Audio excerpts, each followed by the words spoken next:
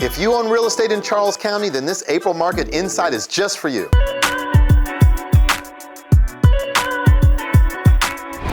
I'm Melvin Yates, your neighborhood real estate broker with EXIT Flagship Realty. On this month's Real Estate Market Insight, we're bringing you nothing but facts. I'm going to share the 5 things about your neighborhood that are affecting your home's value this month. Plus, I've got the county and national data if you want the inside scoop on where things are headed. Hey, I really just want to get to 10,000 subscribers this year, so please don't forget to like and subscribe so I can continue bringing you the latest and most accurate real estate data specific to your neighborhood. My office has over 160 awesome realtors serving clients like you in DC, Maryland, and Virginia, so we can definitely help you put a real estate game plan together. Now for the numbers. The average sales price in all of Charles County last month was $439,800. This is a 16.3% increase over the last 12 months and a 0.3% decrease over the last 30 days.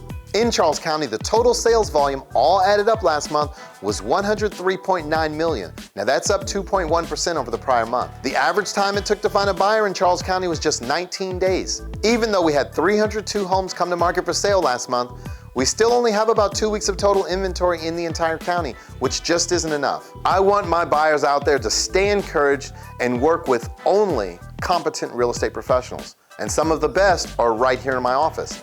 Let us help you get the home you want. For my sellers, strongly consider putting a game plan together right now so that you can capitalize at the right time. Don't miss this boat, and don't wait until you think you're ready before you start planning. It's never too soon to plan. I want everyone to pay attention to the market. There were 301 home sellers who accepted a buyer's offer during the month, and that represented 99% of the 302 new listings that even came on the market for sale. In all of Charles County, there were 239 homes that ultimately did sell. Now that's up 1.7% over the prior month and down 14% over last year this time. The data speaks for itself. Buyers are looking for homes right here and right now in Charles County.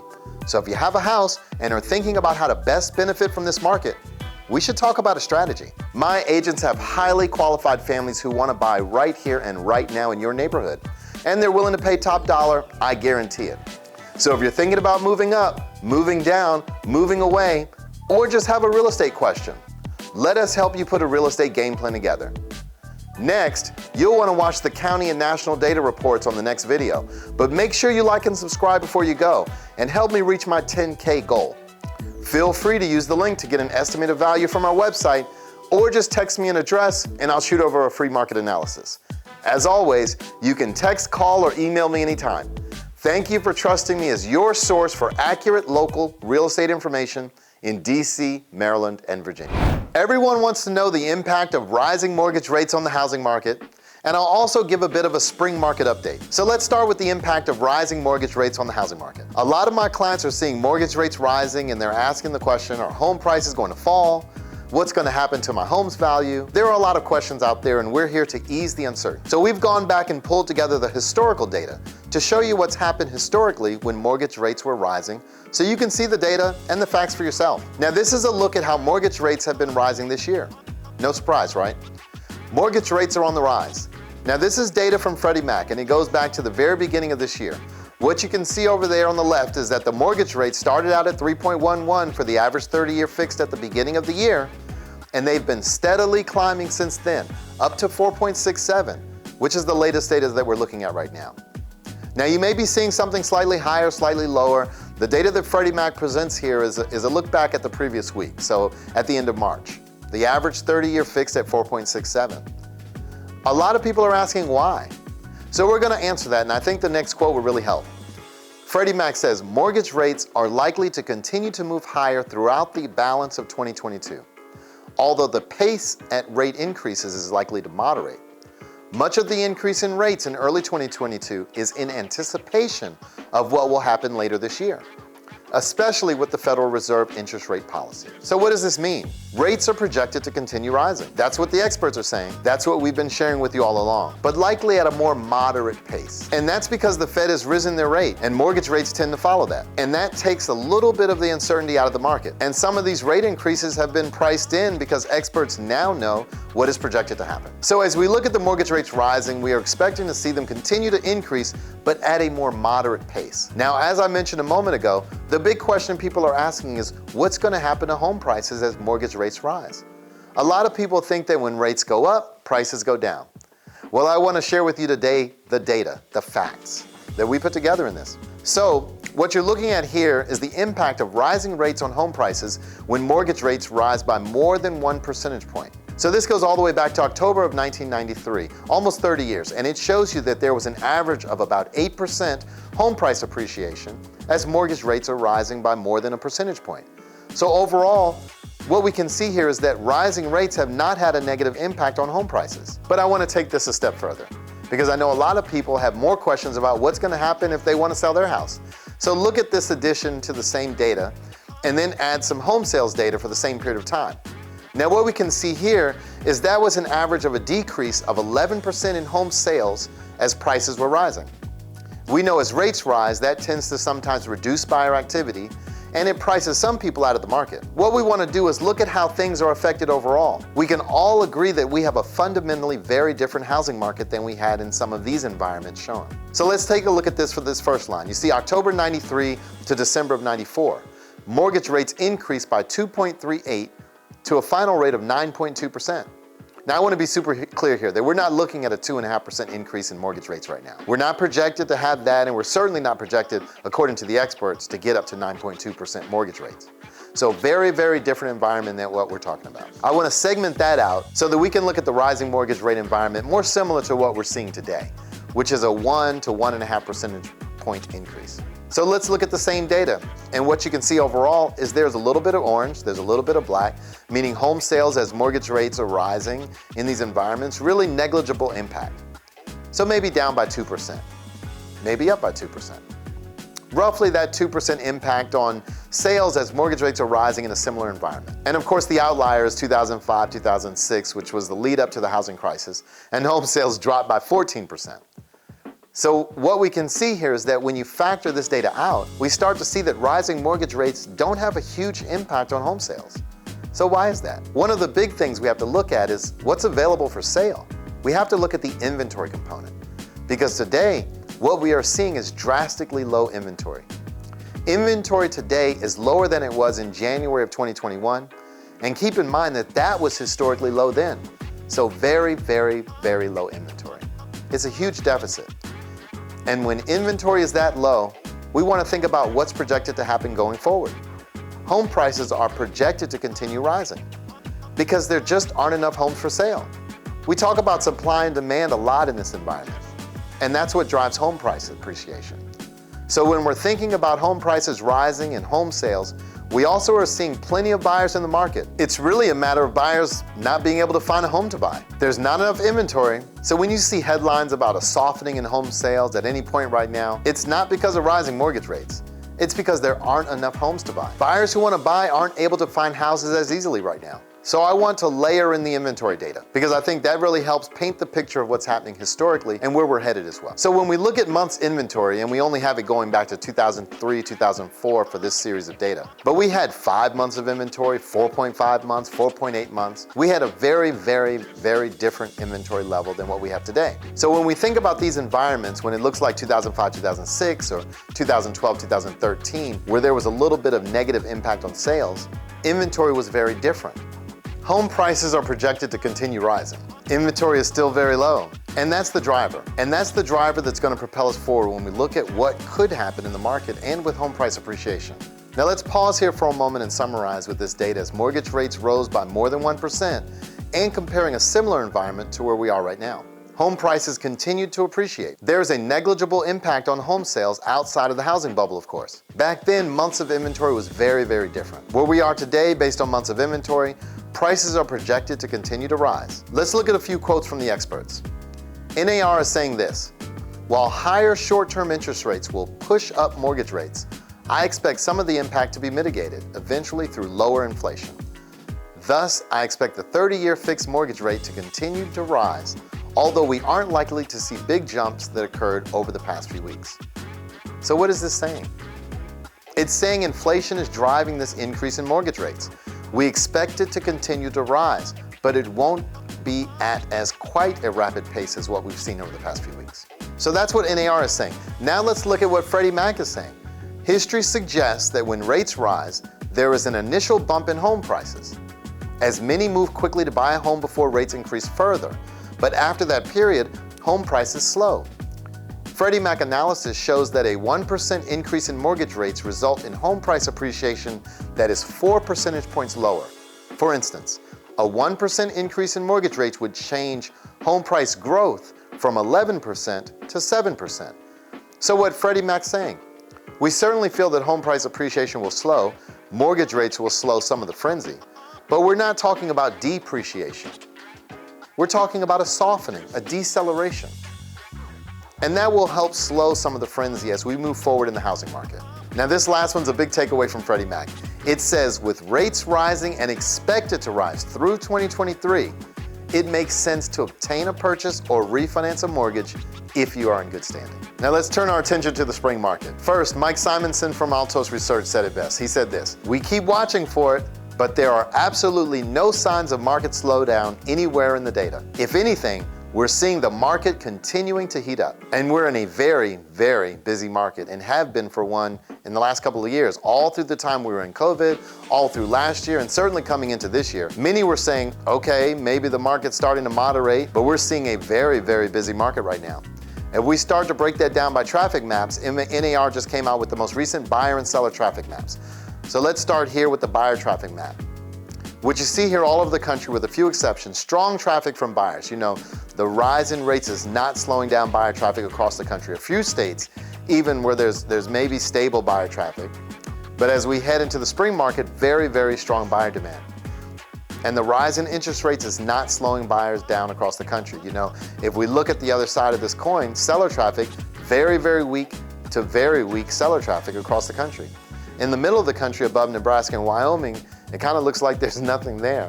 But across the country, very, very few sellers. Anytime we're in this type of market and we have strong buyer demand, the lack of sellers keeps that upward pressure on prices. And I'm going to talk about that in just a minute.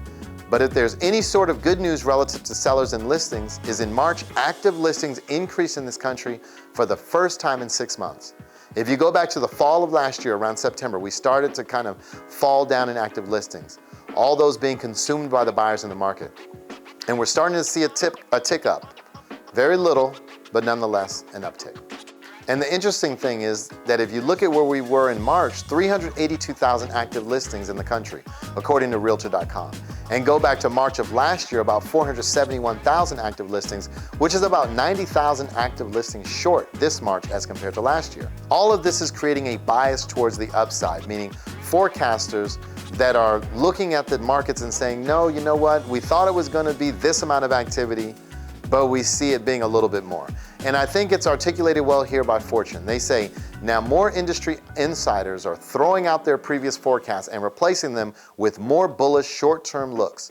Indeed, some experts say the 2022 spring housing market might go down as one of the most competitive on record. Now let's go back and let's review this again. Strong buyer demand, weak seller traffic, all of this leading to a very, very competitive market. Now let's talk about what's been dominating news cycles, and it's the lack of pending home sales. This look gives you a good synopsis of pending home sales values over the last several months. Pending home sales have dropped again. All of that keeping upward pressure on prices. But if you look here, upward left-hand corner here, 100 as measured by NAR as a healthy level, pending home sales. We came in February at 104.9 pending home sales. So certainly seeing a healthy market, but down nonetheless because of the lack of active listings. Again, I think we can say that's because we don't have what we need. It's certainly not because there isn't demand in the market. Now, this is a look at showings as measured by showing time. The showings actually exceed where we were during the pandemic. You see here 2020 and 2021, we're ahead in showings and activity, those scheduling appointments to see homes, and we were well ahead before the pandemic and well ahead during the pandemic. So the lack of existing home sales is not because there's not demand in the market. There's very much a strong demand in the market. That's because of the lack of available homes. All this keeping that upward pressure on prices. Now this is the latest look from CoreLogic on price acceleration. Last year we said, okay, prices seem to have peaked if not plateaued. And what we're seeing through November, December, and January, numbers ratcheting up slightly in the amount of appreciation year over year. So a very, very competitive market. I think this also summed up by Craig Lazara from Case-Shiller report says, last fall we observed that home prices, although continuing to rise quite sharply, began to decelerate. Even that modest deceleration was on pause in January. The 19.2 year-over-year change in January in this fourth largest reading in the 35-year history. So core logic on the previous slide, this is from Case-Shiller report, 19.2% appreciation. Those both in the neighborhood there, 19.1, 19.2, let's just call it a lot of appreciation. Well ahead of historical appreciation. And I'm going to talk just a minute about what experts are saying about the rest of the year. But no doubt this spring market is shaping up to be a very, very competitive market. My job here is to educate you on what's happening in the market. Because if you just read the news or just read some of the headlines, you might think things about the real estate market that just isn't backed by the facts. I have a few additional graphics to share before we close out. This first one looks at active listings and shows that new listings are now greater than active listings. This does a great job. This graphic here shows the active listings as compared to new listings going back to August of 2021. So let's break it down. The blue are active listings each month and the green are new listings that are going live during the month. As you see, all through the fall and coming into this year, active listings outpaced the new listings until March, where new listings actually outpaced the active listings. That shows a great picture of what's happening in real estate today. As soon as something comes on the market, it sells right away. The other slide, what I think does a great job of showing where the market is and displaying all the issues, are the single-family housing units completed. And this tells the story of why it's so hard to find a home right now, why prices have risen the way they've risen, and why the simple answer is right there in the green. For 14 straight years, we've been below the 50-year average in builds in this country, going all the way back to the 70s. Back in the 70s and 80s, there were more homes completed in this country than there have been in the past 14 years. All of that coming out of the fallout of the housing crisis in 08. Builders were hit extremely hard and having to build back slowly to bring new builds to market. But the lack of available homes coming to market has constricted supply. A lot of people want to buy, driving the price up, making it harder to find a home. The other issue that families ask us about a lot and is a big concern for a lot of consumers this spring is inflation. This is a graphic I've shown before. This is a home ownership as a hedge against inflation graphic. Remember that when you're in an inflationary economy, you want to be invested in hard assets that outperform inflation. And this is going back all the way to the 70s. The blue bar there being the inflation rate, the green bar being the home price rate. And you see most decades, home price appreciation has outperformed inflation. Maybe neck and neck in the 80s, a little bit more inflation in the 2000s than what we saw in home price appreciation, but we know there was something going on in the 2000s and the housing crisis. But for many of those decades, housing has well outperformed inflation. Something to keep in mind if you're concerned about inflation. Many people as well thinking, should I buy right now? Is this the top of the market? This graphic right here shows just what's at stake.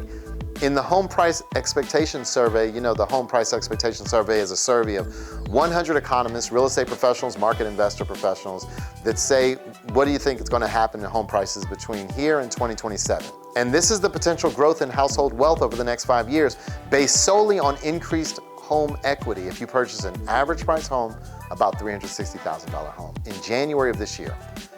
What do you stand to lose? Just over $96,000 in home equity, that's all. That's real money and price appreciation in the coming years. As you can see, experts are forecasting home price growth well into the next 5 years. If you're at a higher price point area, then it'll be greater. I'm showing a $360,000 example of a home purchase in this example. So if you're wondering, is this the top of the market? Will homes lose value? This is what experts are saying about home price appreciation. If you're waiting on the sideline right now, waiting for home prices to go down, this is a look at what the experts are saying. There are 7 experts here on the average home price appreciation being 6.7%. You see it in the green bar right there.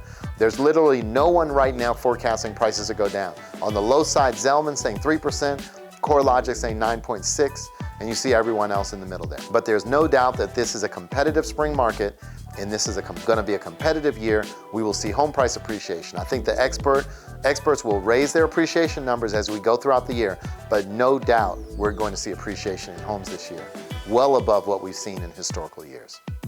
Now, I hope you've enjoyed this county and national real estate market insight. Please like and subscribe if you haven't already.